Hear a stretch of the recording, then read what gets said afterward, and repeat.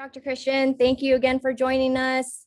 Absolutely. Thank you so much. Hello, everyone. My name is Dr. Christian. So I am brand new faculty here at USC. I'm one of the adjuncts. And so I see quite a few of my scholars in the chat. So hey y'all.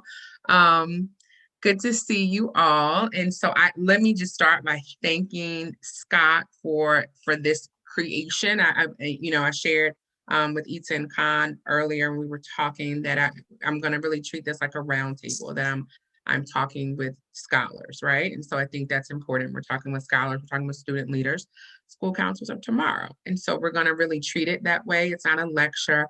I know you all are lectured out. It's April. As faculty, we are lectured out as well. Okay, so I get it. So we're going to talk more than anything, right? So while I'm just kind of sharing a little bit about who I am, if anyone has any specific questions that maybe you hadn't had a chance to bring up, that you really want to know about, hey, is this an avenue for a school counselor? Please go ahead and feel free to put that in the chat, especially if you're not in a position where maybe you can ask the question out loud. So I'll give you an opportunity to do that. Again, I am Dr. Christian. So I'm currently teaching cross-cultural counseling and group counseling. Next semester, so for the summer, I'll be teaching cross-cultural group, and I'm either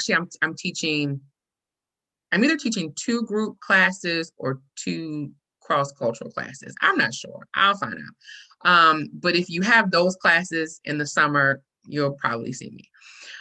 So I am on the other side of the country here in Virginia. So I say hello to you all from Virginia, where it's about 7 o'clock here. And it's pollen season. So I'm a little jealous that you all are here, that you all are over there just enjoying. Thank you so much, Angela. I'll tell you, my scholars, y'all are so reaffirming.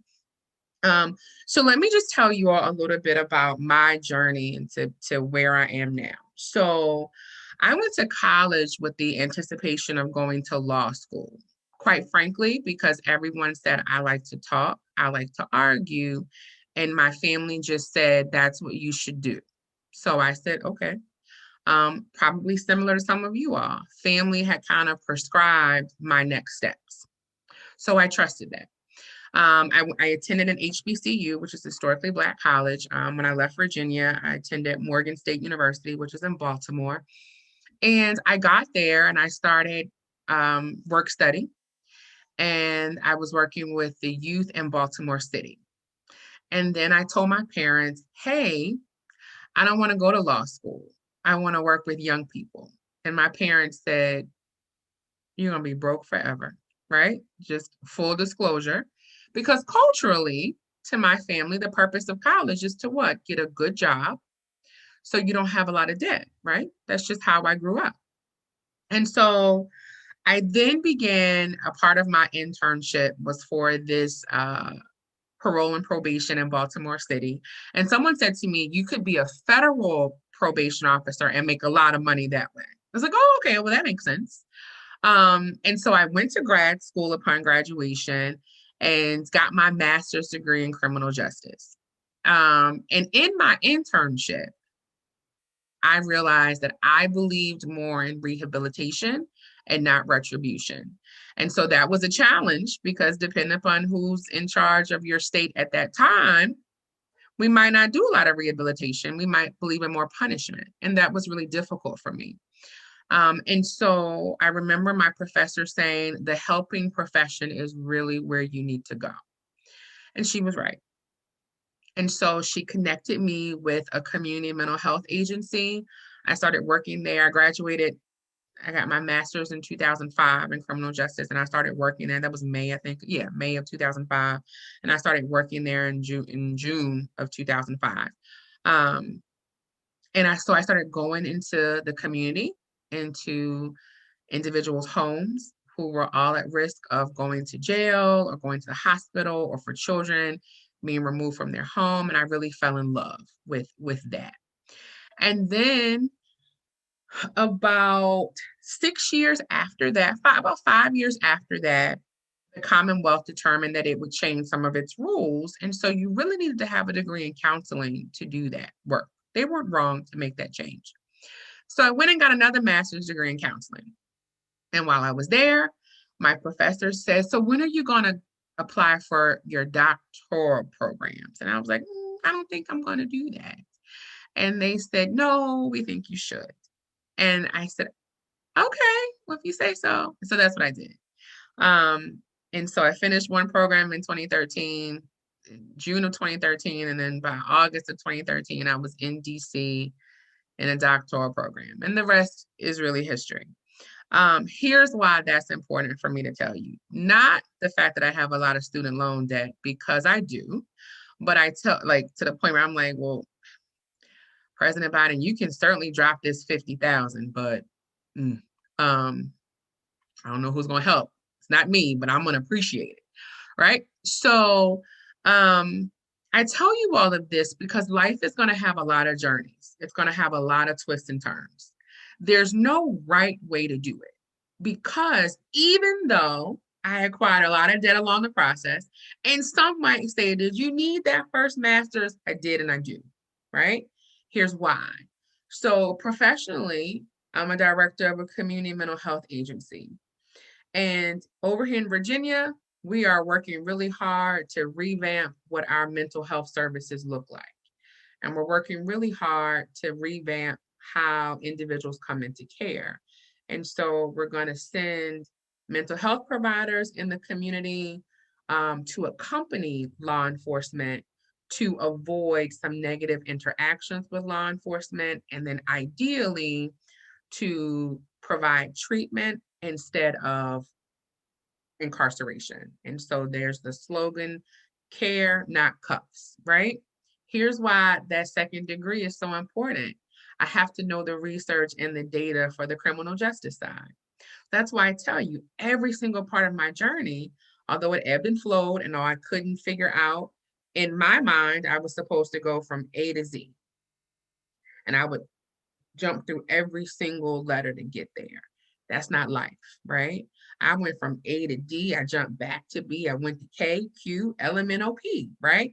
That's what I did. And I don't regret any of it, because every single part of my journey has given me another notch under my belt so that I can provide some sort of subject matter expertise on one particular topic. Okay. So I tell you that because you could wake up in 5 years and say, I think I'm going to go and get another master's. I think I'm going to get my doctorate. You can do all of that. There's nothing that says that you cannot. So I start that with you so that in the event that you've got questions, in the event that you're trying to make life make sense, and my students have heard me say this before, it is developmentally appropriate for you to have those kind of questions, comments, and concerns. So that's what we're going to do today. We're really going to talk about just kind of what can you do with your master's in school counseling in addition to being a school counselor. Okay. So here's one of the first things. You can do community mental health, right? And community mental health is just what it sounds. That is in every single state in the United States, right? Now, I really call that the true frontline work of behavioral health. And here's why. You're going into homes, you're going into communities, you're going into hospitals, and you're actually going to do the work that the outpatient provider is unable to do because they see that person 1 hour a week and that's it, right? How many of you all can think about if at your field placement, wherever it is, there are students, there are family members, there are parents, there are friends, and you're thinking, you need more than 1 hour a week. We're going to work towards you only needing 1 hour. But today, you would benefit from about 8 to 10. Okay? That's real.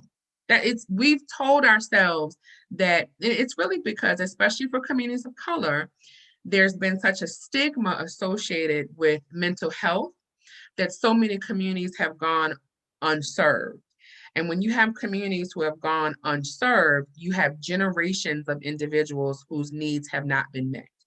And so what we are seeing, especially in our school systems, what we are seeing, quite frankly, are children who are symptoms of their families. They are not the challenge. They are not The child is the identified patient, but the child is really a symptom of what's occurred in that family for generations. Right? So that's why I always talk about community mental health, and I'm a champion for it because it really taught me a couple of things: how to conceptualize an individual in front of me, and it taught me how to appreciate that person's environment, right? The same way as faculty, for all of you who are my scholars, who are my students, I never ignore all that you bring into the classroom. Your families, your friends, your education, what's happening in the world, what's happening to you. The parallel process says for you as school counselors, you must do the same with the students in which you serve. They walk into your buildings with the weight of the world on their shoulders. So we have to be able to understand it and paint a picture of it. And one of the best ways to do it is also through community mental health. Here's why. I have sat in a client's home and I'm looking around like, there's no way this kid can do schoolwork in here. I can't focus. And I'm an adult. So I can only imagine being 10 and having to do math homework. Somebody's yelling in the background. I keep hearing somebody moving in another room, but they never come out. So now I'm on guard because I'm like, I don't know who's back there. And do I have to fight when they come out? I don't know what's happening, right? A loose dog runs out of nowhere.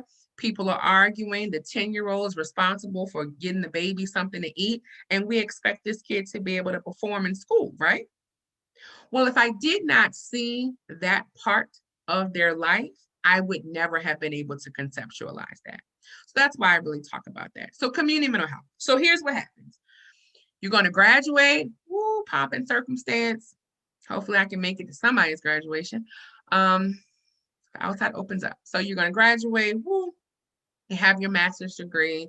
Now what? So I'm going to open up the floor for someone to tell me what's your now what? Because you're going to walk across the stage, you're going to go home, and you're going to be like, And your family and your friends are going to say, so what are you going to do now? And they're going to ask you that, like if graduation is over at 12, by 12:09, they're going to say, so what next? What are you going to do? And you're looking like, maybe take a nap. I'm hungry. And they're going to want to know, what are your next steps? Because they're invested in your progress, right? So for those of you, especially those of you who are rounding out the bend and you all are getting ready to end, and I'm excited for you and proud of you, what's the now what? Who wants to share? I know some of you guys are done this semester. Jesus. Oh, really? Ashley. As in like 30 days. Oh, okay. Yep. So this is an imminent now what? So who's got a today now what? I'll start off. Florida Women Institute, and yes, Con, as she mentioned, I am graduating this semester, and I'm very excited, of course. And I guess the now what would be just weighing my options in terms of opportunities in terms of employment, and if not, make my own opportunities, which of course connecting with people, connecting with kind of branches of something that aligns with school counseling. For me in particular, I worked at the Compton Youth Academy, which is a baseball kind of like academy, I guess. And it's pretty similar, really. Think of it like a baseball school, really. You're working with students, fundamentals in the sports as well, but you also kind of have like tutoring on the side. You have college advising on the side. And I think it does kind of align to what I studied, particularly here in USC. And I think that'd be one of my options, is to connect with them and saying, I can offer this services to you. I'm now certified. I now have a PPS credential, and connecting with them and kind of making the opportunity for myself and advocating and marketing myself to be wanted really, and create a position there. And hopefully I can be a resource to those students and those athletes. At the same time, connecting to the sport I love. And I think that'd be like a dream job for me. But again, connecting to a network of people that you have come across along the way. So yeah, that'd be my next my what now what, just connect to people and kind of market myself. That's a really good game plan, right? And so a couple of things. So the PPS, so it's the people personnel, it's a certificate. What is the S? Services, I think certificate. Yeah. That, right? It's Your credential. credential is going to take you places because everyone, you're going to have colleagues who are attending school with you, who are not in California, who are going to complete the paperwork, but their state may not require it, right? So any credential that you have the opportunity to have, and I know leaving USC, you'll have to do it as a part of your leaving out process. Yes, people personnel services. Thank you. So for anyone who's leaving, you'll have to do it, right? Lead with any credential that you have. Fun fact, I'm going to whisper it, okay? Your employer doesn't know that your university requires you to do that, right? Lead with it all. If you have attended trauma-informed schools, trainings, put that on your resume. You have to put it on there, right?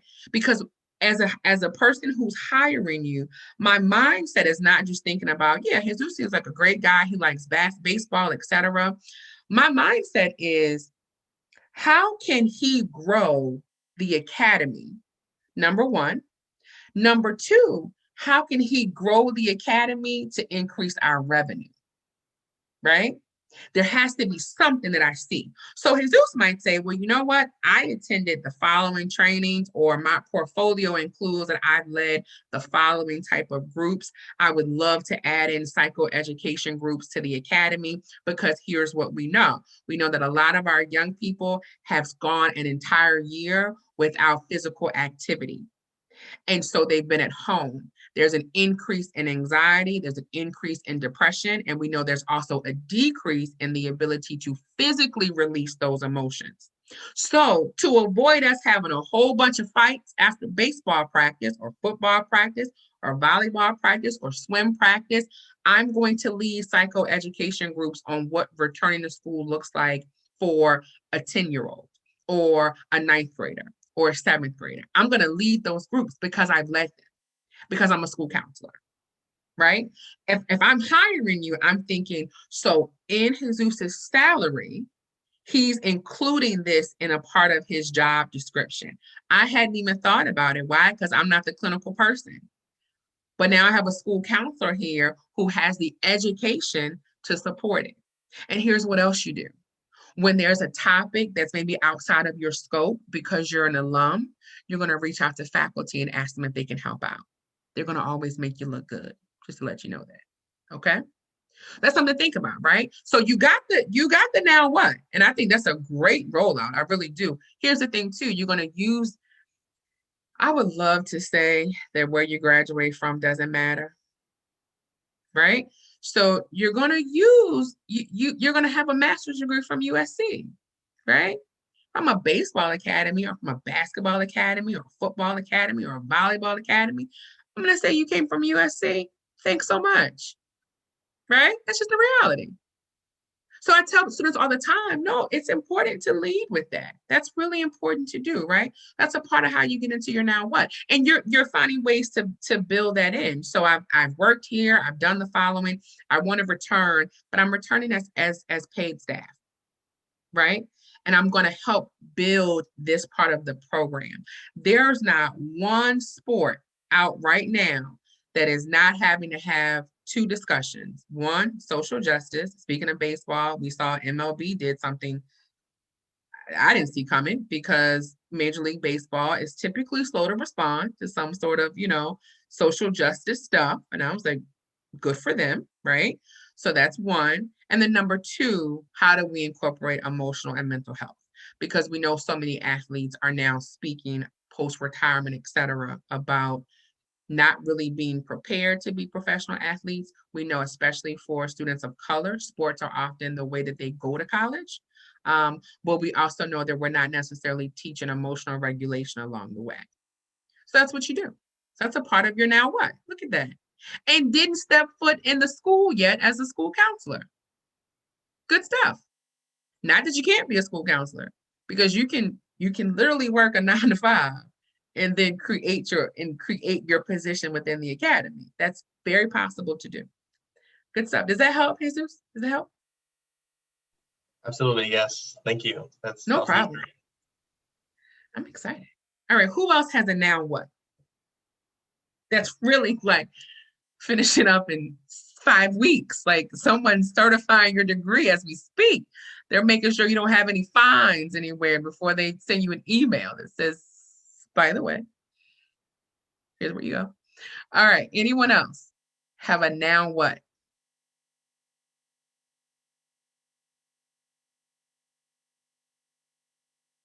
I'll give anyone a second. I can share really quick. Sure. Christian, I've yet to have you in a class. I feel so bad. I wish I would I'm have sorry. I know. I was like, oh. had. I like that. There's such great insight, and I feel like to Jesus's point, like, yeah, I think you just have to have that networking aspect. Without it, it's just a social degree we're getting in for school counseling. So I know many students, including myself, are looking at the getting LPCC certified.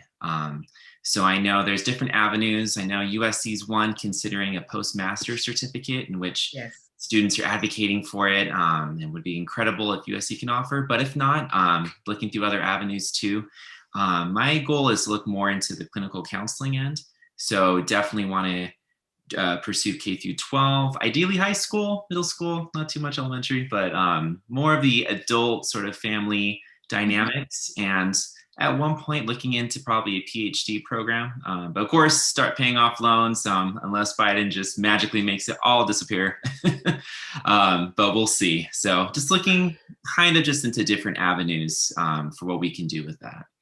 Absolutely. So that's another part of the conversation. And Jeremy, I think you made a great point, right? Is first of all, and I'm really hoping that USC does this with the postmaster certificate because it's gonna streamline some things for you all, right? So show of hands, how many are looking at the LPCC track post-graduation, right? Which is great. Gives you another opportunity, right? So I spent some time just kind of looking at the website just to kind of make sure I had a good understanding of the next steps. So here's what we know that you would be able to do. There's going to be, let's see, I'm going to share my screen so I can. Let me find the actual, here we go. I actually wanted to make sure I could see it. And so I have the Board of Behavioral Sciences, and I'm going to open this up.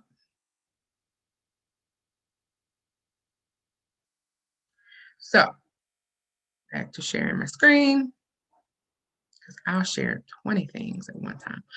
All right, so everyone can see this, right? So now I actually reached out to the board myself just because I wanted to make sure I had really good answers for students how you could proceed. I also really wanted to know that I knew it for just myself, right? Because this is really important. So for anyone who is looking for next steps, become very familiar with the Board of Behavior Sciences, okay? If you're in California, all right? Whatever state you're in, become very, very familiar with your state's governing board, all right? So here's what we know, okay? And I think that this is one of the first things I tell everyone to do.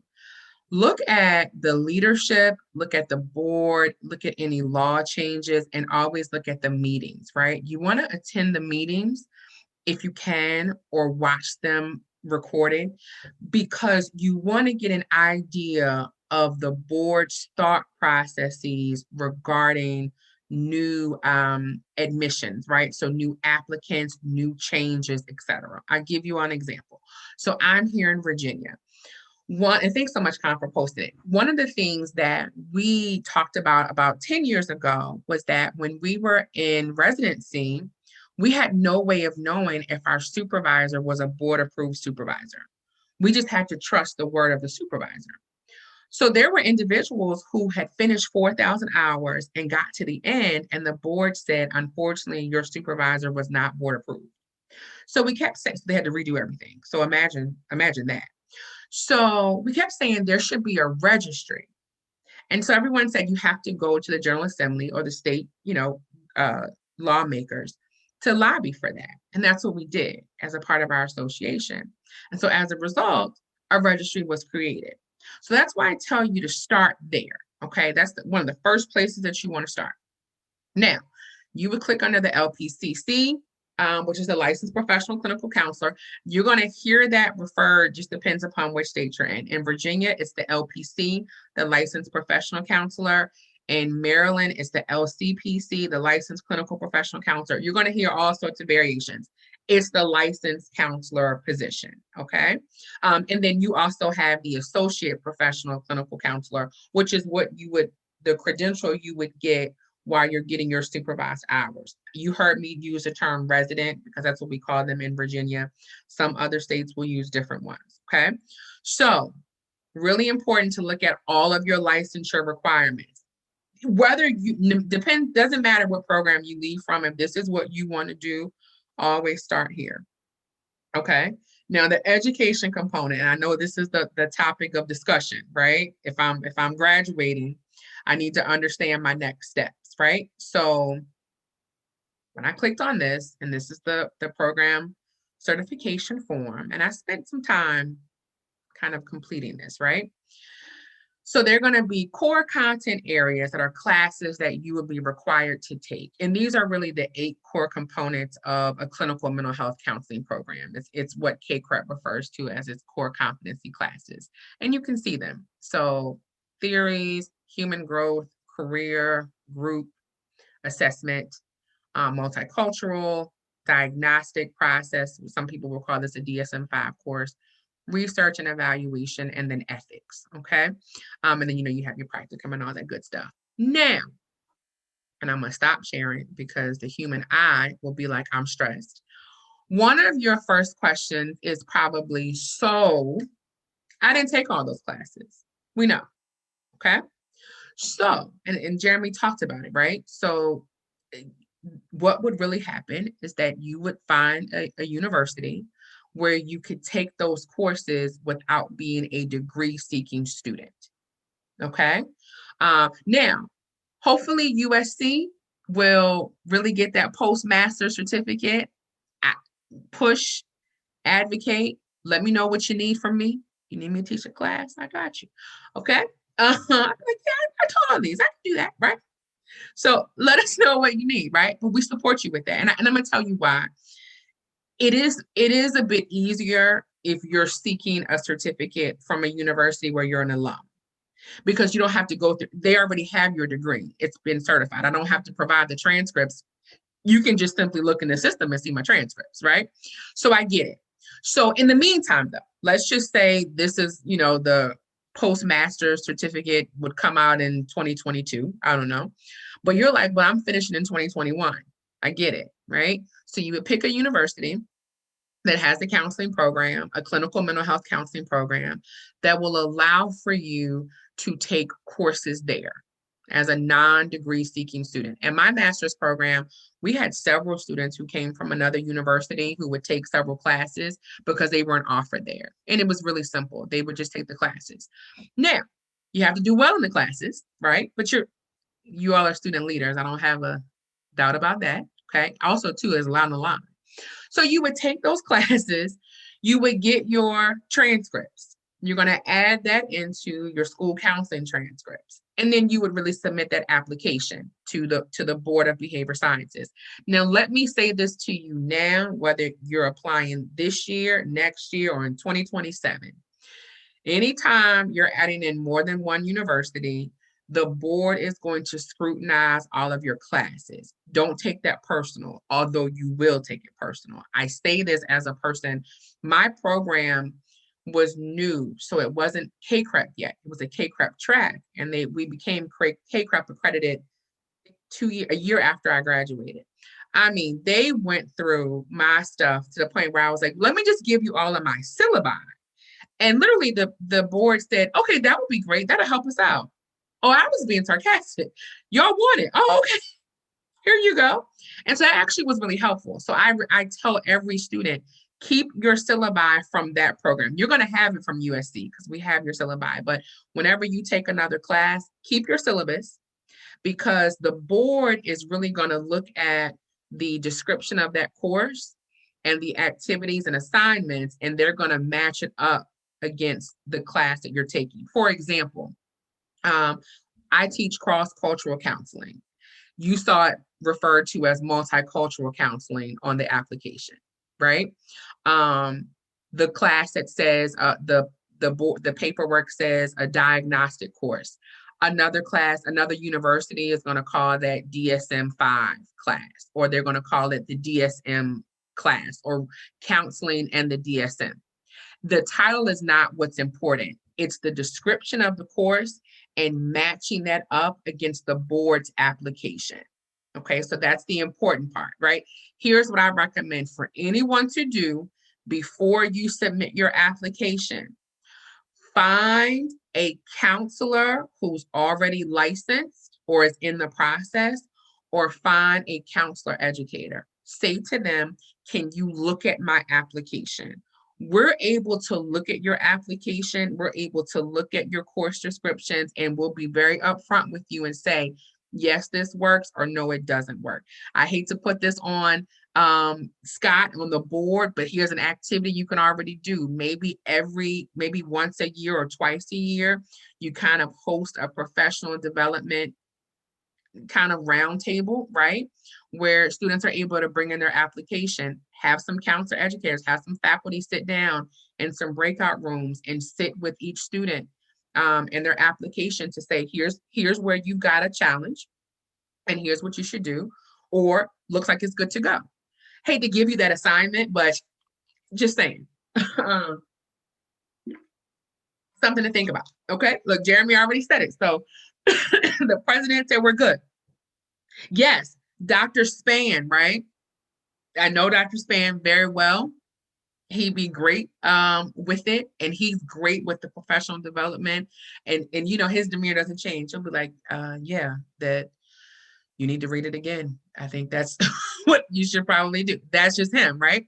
So I definitely support that. But that's kind of the stuff, right, that we want to talk about. So it's not a lecture, it's really discussion, because each person's application is going to be unique to them.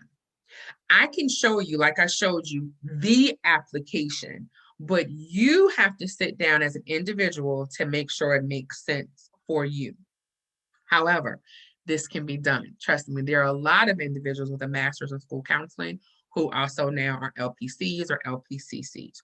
So here's what you would do. You would turn in all that paperwork, that information. You would get your associate professional counseling credential or professional clinical counselor credential.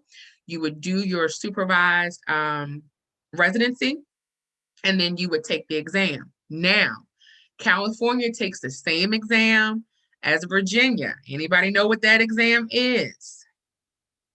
It is the National Clinical Mental Health Counseling Exam, the NCMHCE. Let me tell y'all right now, okay? That exam is full case conceptualization, okay? The exam is full case conceptualization. There's no multiple choice, okay? So here's what I mean.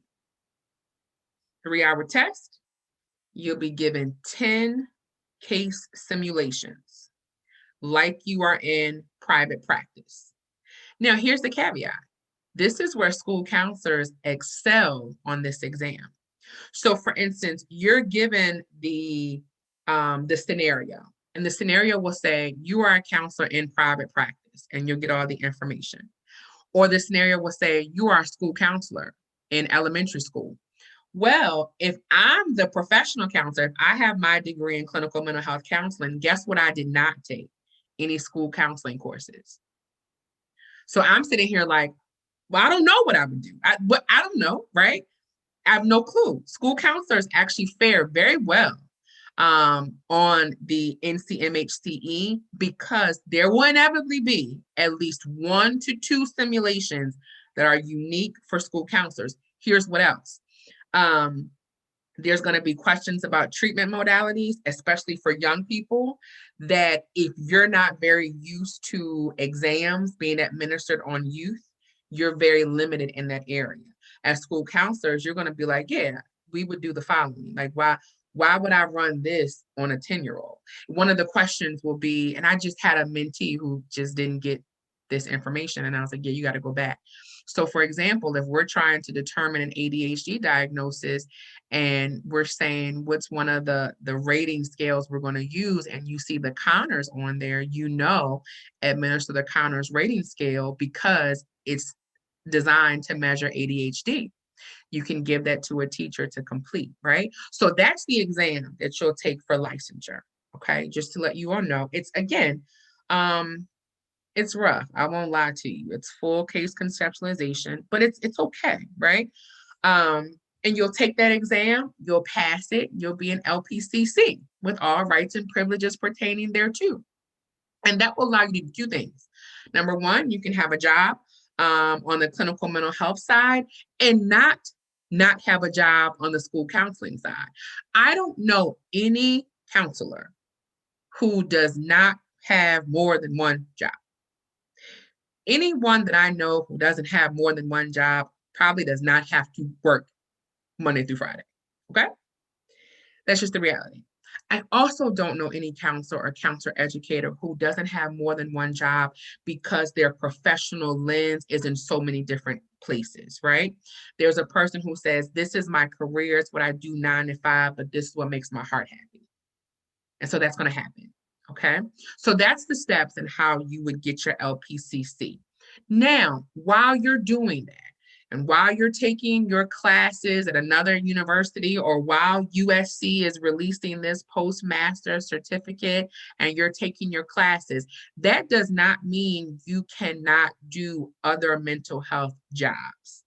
Okay, I tell anyone, and use literally when you go under your search engine, and I'm going to do another share screen. So when I just pulled up counselor jobs in the whole state of California, recognizing that that's not necessarily just what I would put down, right?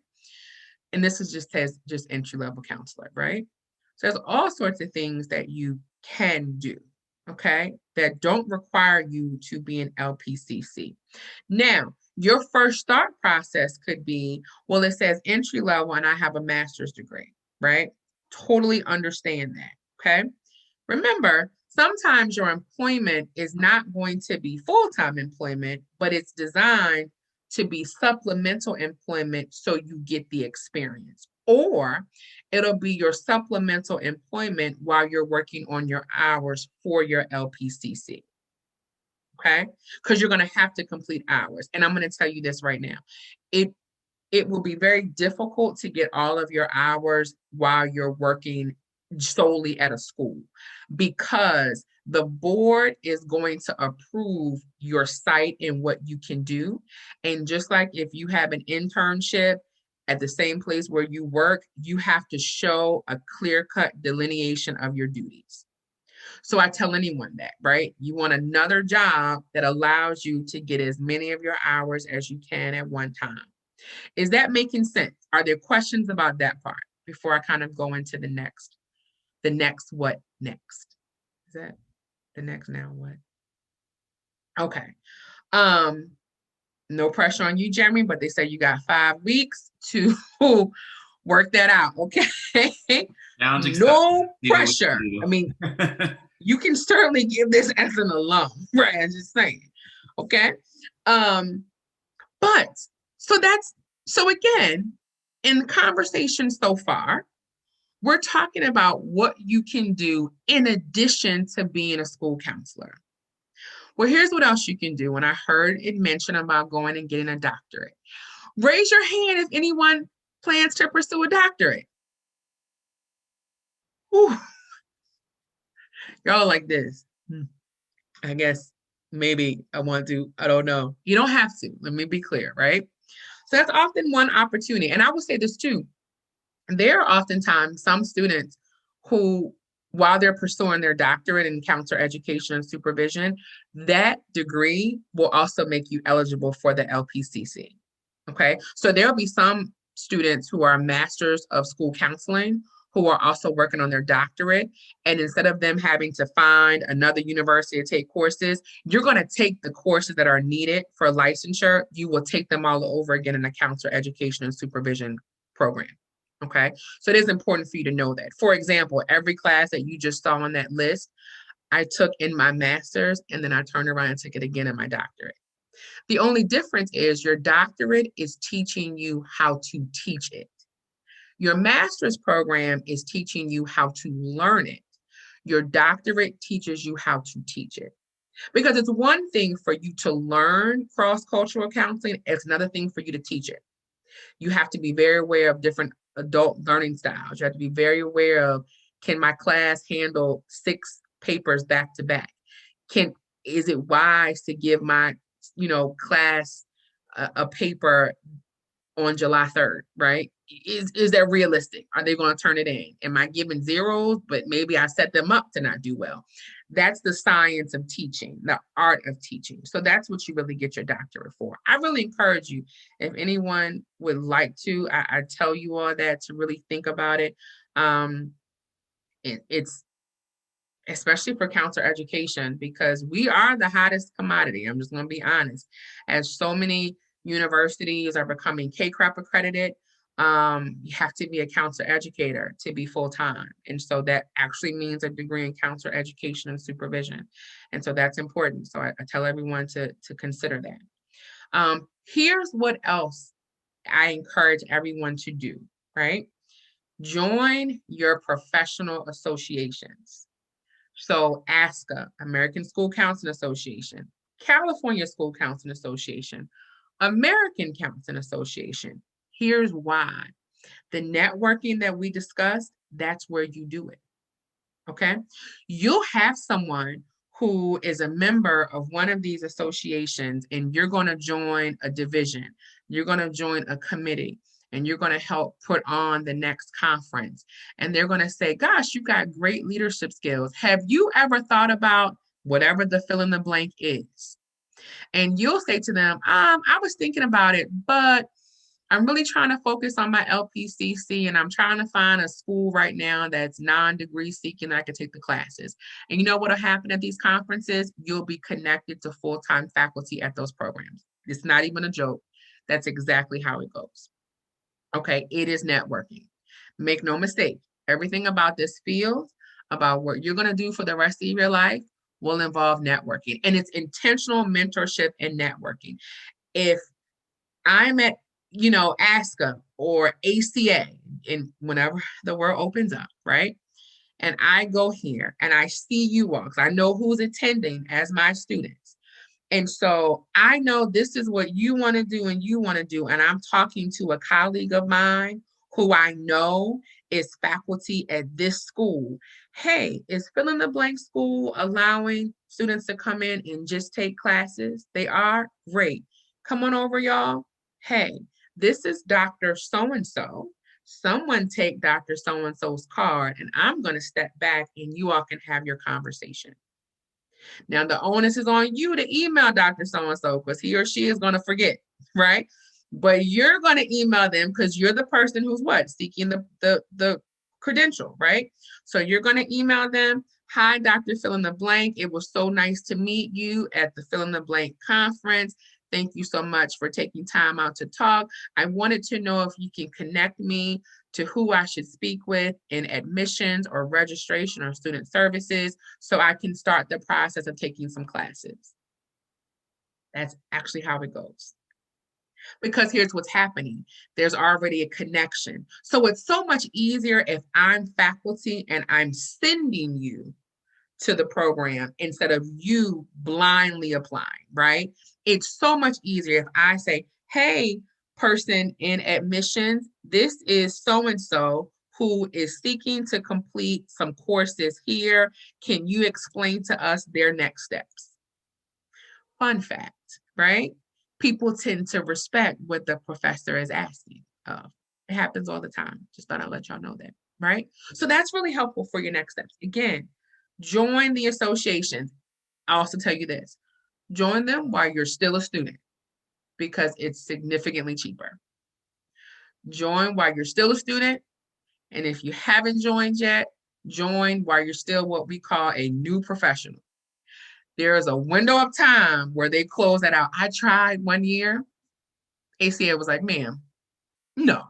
And I was like, oh, I'm still a new professional. No, you're not, ma'am. I couldn't even, it's not even an option to check it anymore. I don't know how they catch you, but I was like, oh, I got to pay the whole thing. All right. Y'all don't want a payment plan. Okay. Got it. Right. So join these things now, because you will be connected with mentors who are able to guide you where you need to go. And they're going to do it even based upon your geographic region. For example, if I'm not going to pick one of my students, I see a name, Emma, right?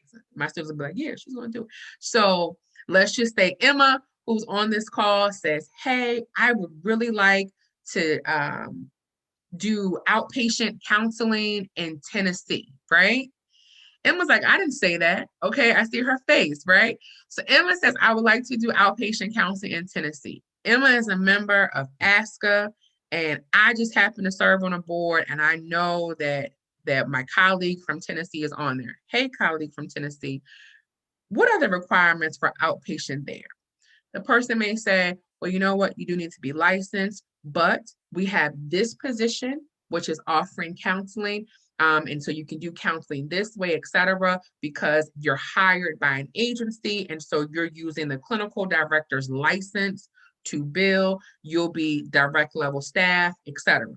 Okay. Hey, Emma, X, Y, and Z agency is offering the following. It is not private practice, but do you really need private practice right now with no license? Because you're not there just yet, which means no insurance company's going to reimburse you, which means you're not going to have any money. So this is what I recommend you doing. I'm going to connect you to colleague so-and-so. Go forth and go to Tennessee. Okay, that is how you connect outside of school counseling. Y'all are going to hear from Dr. Humphrey next week, so I'm not even going to take her story, but you're going to hear how you are, and she's a friend of mine, by the way. So you all are going to hear just kind of how she got to her journey, but understand, the education system is an option for you. We tend to believe that for school counselors, we can only do school counseling. No, especially in so many of our school systems now that are working towards being trauma informed, right? So when they're working towards being, and Emma, I see your face too. You don't have to be on camera. There was no pressure on you with that. It's fine if you stay on camera, but you don't have to. I thought, but I was like, why would you call on the name of somebody who didn't have the camera on? No pressure. Okay, I just believe in release that pressure. Take it away. So you can work inside the school system, right? So many of our schools are becoming trauma informed. That's the hot button discussion, right? Trauma informed schools. And what is vexing my soul is the fact that the people who are making decisions on trauma informed schools are not mental health professionals. They're not. Counselors are not at the table. And counselors need to be at the table. Why? Because we're going to highlight the things that they don't think about. You want to be a trauma-informed school, but you got these hospital prison lights running through here. You can't. That's not trauma-informed. The lights are triggering. You want to be a trauma-informed school, but you're requiring kids to walk in a straight line, no talking with their hands behind their back. You do that in prison, right? You want to be a trauma-informed school, but your school looks like a hospital. Makes no sense. We got white walls and concrete. This is triggering for kids, right? Counselors see the lens of the client. So counselors can conceptualize why your trauma-informed school won't work until we change the following. Well, here's what's happening. Now in central offices and school settings, et cetera, you're going to see more people that work for central office who have a school counseling background than ever before. So don't think that you are limited to working inside the school. You'll see positions now that'll come up that'll be like director or associate director of school climate, cultural climate, things like that. Those are the ones where they're trying to determine, do we have some diversity issues in the school? So you got to know what kind of hire you'll probably be, but you can come in and change systems, right? And those are the ones who are trying to create the trauma-informed schools. So I encourage you to look at that. Here's what I also encourage you to look at, right? Charter schools, alternative schools, etc., are great opportunities for school counselors. I'm going to tell you why.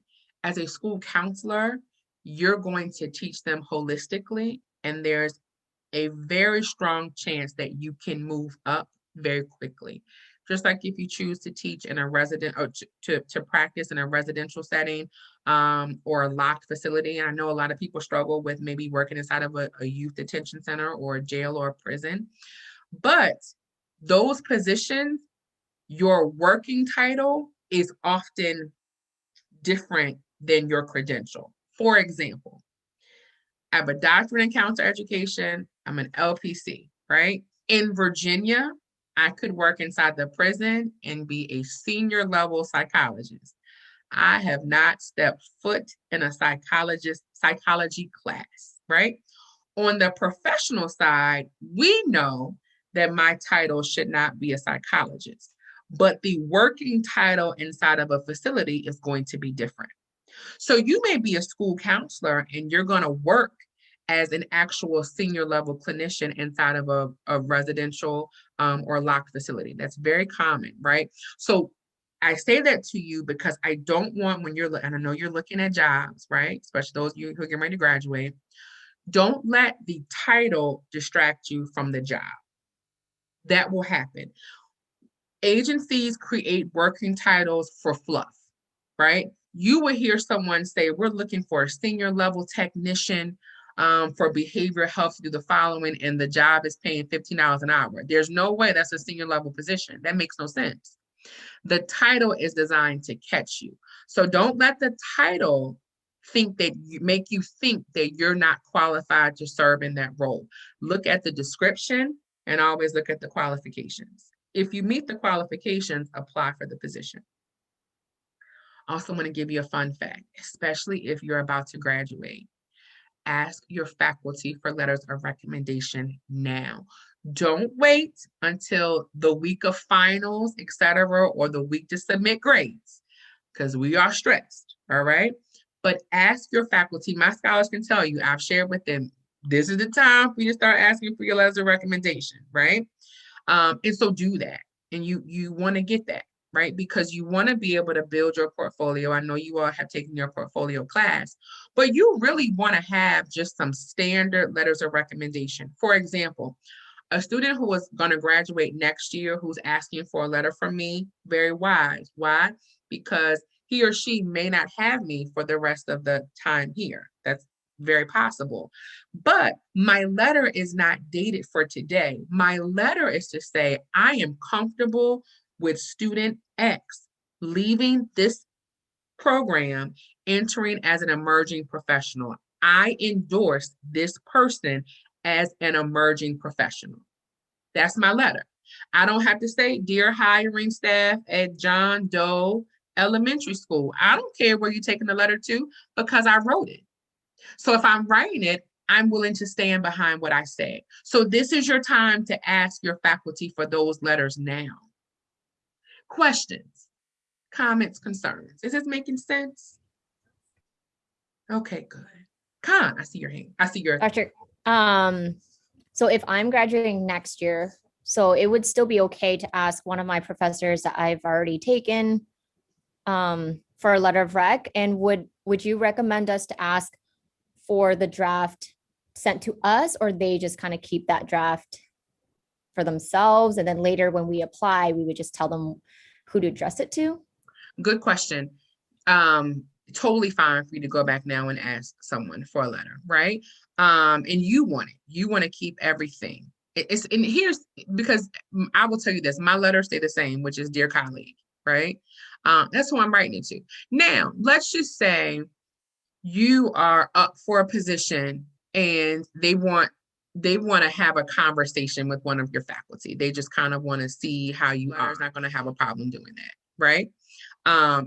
Whoever is Jenny who said that. So yeah, absolutely ask for it now. Helps you get the job. See, it's a hypothesis. You've taken research. It's a hypothesis. We proved it to be correct. Okay.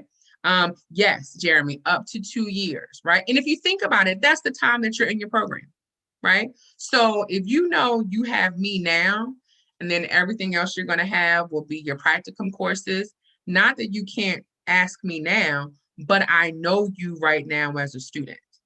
So 2 things I'm going to ask of you. Tell me what you want to do with your life and give me your resume. That's all I'm going to say. And then I'm also going to say to you, read it and let me know if it makes sense. For example, if it doesn't make sense, you can say it doesn't make sense. I get power differential. Trust me, I understand. But remember, this is your development. This is you. So you have a right to say that. Okay. So I tell everyone, send me your resume, cool, and tell me what you want to do with this. Because you'll have that. You'll have a resume that's for school counseling.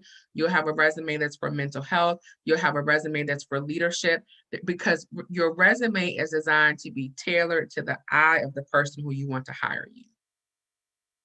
So Jesus's school counseling resume might look different than the baseball academy resume, because he's including stuff on the baseball academy resume that the principal's going to be like, I don't know what this is. Right?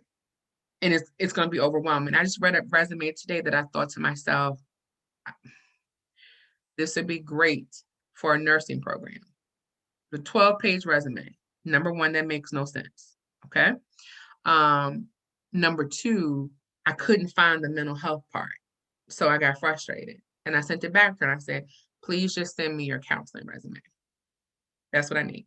I can't, you're using nursing acronyms. I'm so confused. And you don't want the person who you want to interview you don't want them to feel inept in front of you. And to the point where I said, I'm not about to Google what this means. So I'm just going to send this back to you and let's just try it again. Okay. Any other questions about what's next? Anything outside of a school counseling position? Is anyone nervous that you won't be able to get employment? Yes. Can I tell you, school counseling, you probably have heard this. School counseling will be in high demand when you are preparing to graduate. Here is what we have learned in this past year. People who work in education don't make enough money to do what they do, right? We also know that as we're talking about return when it's safe, only when it's safe, and we're having all these great hashtags, return, and then who has to hold space for 1,000 kids, the school counselor. But it's one school counselor for 700 kids. That counselor can't do it.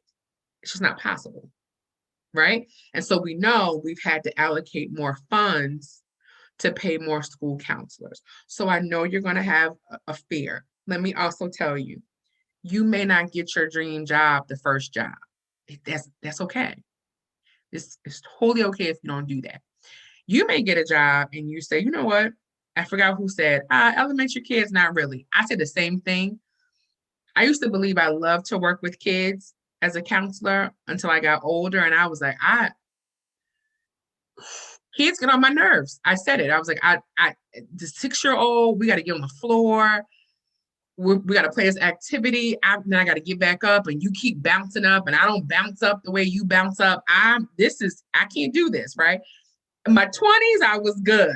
Then I said, no, I don't have it anymore. Give me the 15-year-old who everyone says, I don't want to talk to the 15-year-old. They're so angry. Give me the angry one. Someone else can enjoy going outside, trying to fly the kite with the kid. I don't have it in me to do it. Okay. You learn that. But I thought that was what I wanted when I first finished, because that was what I thought I was really good at. Not that I can't do it. And you all are going to become so skilled in what you do that you have an ability to work with all grade levels. It's going to be your preference in that moment in time. So I know you have fear about getting a job. I get it. You will get a job. You will be employed. You may wake up in 2 years and say, I want to change to a totally new school district. And that's okay too. The last thing, and I know we were talking about this earlier as I wrap up with you all, because I know we go about an hour, right? So any questions you all have. Never be afraid to negotiate your worth and your salary. especially for people of color. We have often been taught that negotiating your salary is often off-putting and it's frowned upon, right? Having to say, this is what I think I'm worth. And I would even argue that for a lot of our European immigrants, I think that's often a similar experience as well, right? So my cross-cultural class, we talked about that European ethnic community in that textbook. I was struggling. So never be afraid to do that. Here's what I mean. An employer will offer whatever they think you believe you're worth, right? So an employer may offer you $15,000 less than what's in their budget simply because you said it did not matter what they paid you. Not because they don't think you're worth it, not because they don't have it in their budget, but because your answer was, it doesn't matter. Whatever you pay me is fine. That's not true. Because you got to pay your bills, right? So I tell everyone, research the trends and the rates of the salary in that particular area. The great thing about public education is that salaries based upon, work history, et cetera, are typically public record because it's in the budget, right? So research that. Never be afraid to talk about what your baseline standard salary request is. That's okay. We have been conditioned to believe that we should not do that. And I will say mental health professionals oftentimes make horrible business people because we shy away from the business discussions. Okay, question. Does a negotiation apply to school districts and states that have pay scales set for educators and public employees? Great question. Yes, it still is, because you're going to get you'll get that little stair step thing that'll show you the salaries, right? Remember the range. The range is what you can't negotiate that there is a range, but you can negotiate within the range. So for example, if the range is 50 to 58,000, one of the questions may be, so can you explain to me in your interview, can you explain to me the difference in the salary based upon 50 to the higher 50? So what's the difference in that? And so the principal may say, well, you need to have 1 to 2 years of experience in order to make 55,000. Okay. So then one of my questions is just, so does that include my master's program field experience, or does that include post-graduation, right? Because if you tell me 1 to 2 years of experience, I have that already. So I'm going to show you that. Now, if you say post-graduation, I acknowledge that. So I know when I'm negotiating, I'm going to negotiate on the lower side of the 50,000. That doesn't mean doesn't mean I have to just take 50. I might say 53,000 because I have the following credentials. I've taken the following, trainings. I have the following letters. I'm bilingual. I'm a resident of the community, et cetera. Whatever it is that makes me special and unique and what I can bring to your program. So yes, great question. You can absolutely negotiate within the range. You just can't negotiate the actual range.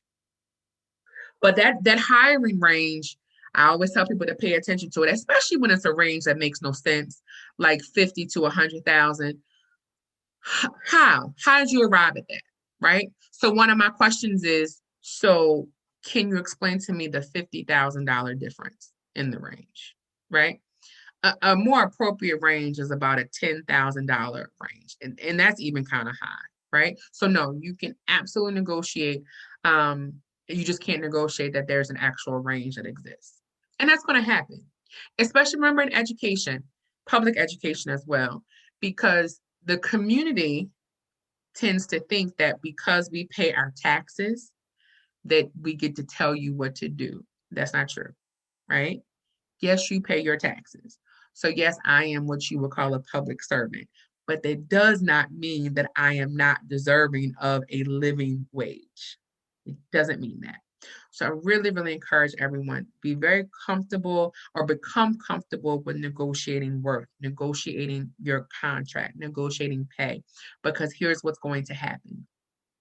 When you get to the end of that year and it's time for your performance evaluation and all that good stuff, all the things that they're going to use to evaluate you, right? You got to keep a running record of that as well. And so if they told you they could only offer you 52 this year due to budget constraints because you're paying attention to school board meetings and you know that more money has been allocated in the budget, when it's time for you to review your raise, and everyone in the school system is getting a 3% raise, that's standard, but there's an opportunity for you to get another 2%, let's talk about it. Remember, I said 2 years ago I was willing to take the 50, and now I'm up to 52, so can I get to 54? That's how we start to have those conversations. And that's a very different conversation for counselors because we're not taught that part. There's not one business class that you're taking that teaches you how to do that. But that is so vital, is to become comfortable with negotiating your contract, with making it make sense. Questions, comments, concerns? Does this help you at all? I'm hoping it does. Good. Good. That's really what I have for you all today, just to kind of talk to you all about that. There are a lot of opportunities that are available, a lot. I really, really encourage you to find a professional mentor who is able to intentionally connect you with individuals who can assist with that. And again, I brag on the faculty here. I know so many in the counseling program. And you all have a good team of faculty on your hands. I'm so serious when I say that, who are able to give direction and guidance on just so many different paths to take. And so take advantage of that, right? Even those of you who are about to graduate, most universities, and USC is going to be similar to this, that have an opportunity for a recent alum to come in and participate in something, right? Especially because we've had COVID, so many things have been canceled. And so let's do that. Again, I don't put pressure. Jeremy's like, I got 5 weeks, but I also got to wrap up this school and make sure all my stuff is good. Okay. So we don't, but again, I really recommend that those are some of the programs that you put in place. And again, have that time where faculty are able to sit with students and say, yes, this application makes sense, or it doesn't, or you're able to say, hey, let's make sure you want to do this specifically. Let me figure out how to help you with that. Or maybe the board is going to say to faculty in advance, here are the 5 domains in which students are really looking at for employment. And we put some of our responsibility on that with helping you with that. Okay. Faculty are here to help you. Yes, we grade you, we evaluate you, but this is the fun part of my job. This is what I love to do, right? So we're going to do that. Thank you all so much for your kind words. I appreciate you all so much. I'm excited for you, for where you're going to go. I'm hoping that outside opens up at some point in time so I can be at the next commencement. But I'm very excited. And again, this faculty, we are here for this. We do not win if you're not successful. Make no mistake about that, right?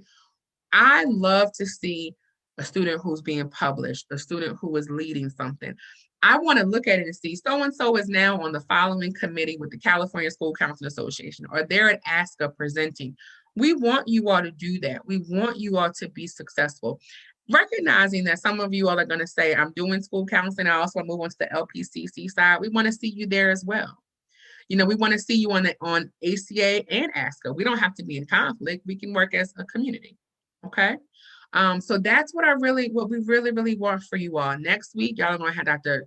Humphrey, who is the perfect one to bring it on home, and really be able to talk with you all about that. And she and I, we shoot straight from the hip with each other. So, I'm like, does this make sense for school counselors to talk about? And she's like, no.